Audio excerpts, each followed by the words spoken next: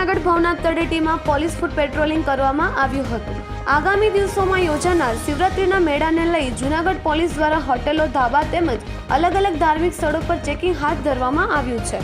Junagadh SP હર્ષિત મહેતાએ જણાવ્યું હતું કે આગામી તારીખ 5 થી 8 સુધી શિવરાત્રી મેળો યોજવાનો છે, જે મેળામાં લાખોની સંખ્યામાં ભાવિકો ભવનાથ આવતા હોય છે।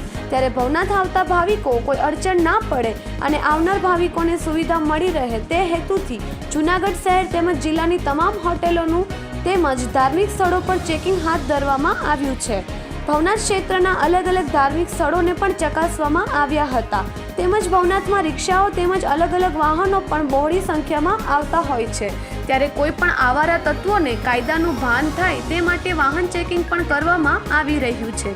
ભવનાથ ખાતે યોજાનાર મેળામાં આવતા ભાવિકો શાંતિપૂર્ણ આનંદપુરા સાથે મેળો કરી શકે તે માટે પોલીસ દ્વારા ચેકિંગ હાથ ધરવામાં આવ્યું છે।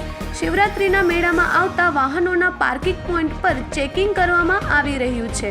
મેળામાં આવતા ભાવિકો પોલીસનો સીધો સંપર્ક કરી શકે તે માટે અલગ અલગ જગ્યાએ રાવટીઓ નાખવાની કામગીરી કરવામાં આવી રહી છે, જેને લઈ જૂનાગઢ પોલીસ દ્વારા ભવનાથ ક્ષેત્રમાં ફૂટ પેટ્રોલિંગ તેમજ ચેકિંગ હાથ ધરવામાં આવ્યું હતું।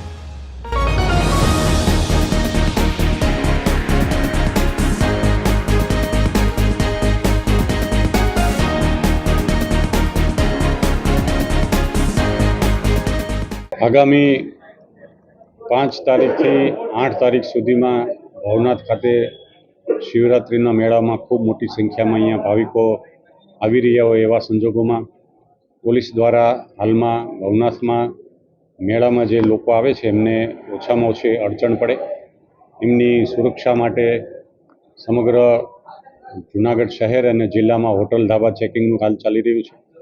જે ધાર્મિક સ્થળો છે એનું પણ BDDS દ્વારા એનું ચેકિંગ હાલ ચાલી રહ્યું છે। સાથે સાથે આગામી સમયમાં રિક્ષાઓ અને જે વાહનોની અહીંયા અવરજવર થવાની છે તો એમને પણ એવા કોઈ ઇસમો છે અહીંયા ન આવે એના માટે વાહન ચેકિંગ પણ ચાલી રહ્યું છે, જેમાં ખાસ કરીને નંબર પ્લેટ વગરના રિક્ષા અને અન્ય વાહનો, કાળા કાચવાળા વાહનો, આવા વાહનો વિરુદ્ધ પોલીસ છે કાર્યવાહી કરી રહી છે। કોઈપણ શંકાસ્પદ વ્યક્તિઓ અથવા જે કંઈ હરકતો છે એના ઉપર છે પોલીસ વોચ રાખી રહી છે। તો આગામી આ જે શિવરાત્રિનો મેળો છે એમાં લોકો શાંતિમય રીતે, સલામતીપૂર્વક અને ખૂબ જ આનંદ ઉલ્લાસ સાથે આ મેળામાં ભાગીદારી કરી શકે એ માટે અલગ અલગ જગ્યાએથી જ્યાં જ્યાં ટ્રાફિકના ડાયવર્ઝન કરવાનો છે એમની જગ્યાઓ અને જે પાર્કિંગની જગ્યાઓ છે એનું પણ અવલોકન કરવામાં આવી રહ્યું છે અને એના સાઇનેજીસ જે બોર્ડ છે એ અલગ અલગ રસ્તામાં ક્યાં ક્યાં કેવી રીતે લગાડી શકાય, પોલીસની રાવટીઓ કેવી રીતે ક્યાં સારી રીતે કે જેમાં લોકો સરળતાથી પોલીસનો સંપર્ક કરી શકે, પોલીસની હાજરી પણ દેખાય, આ પ્રકારની વ્યવસ્થા થાય એ માટેની આજે આ ફૂટ પેટ્રોલિંગ અને એમના દ્વારા અલગ અલગ વિસ્તારોમાં હાલ ભવનાથ વિસ્તારમાં આ આયોજન કરવામાં આવેલું છે।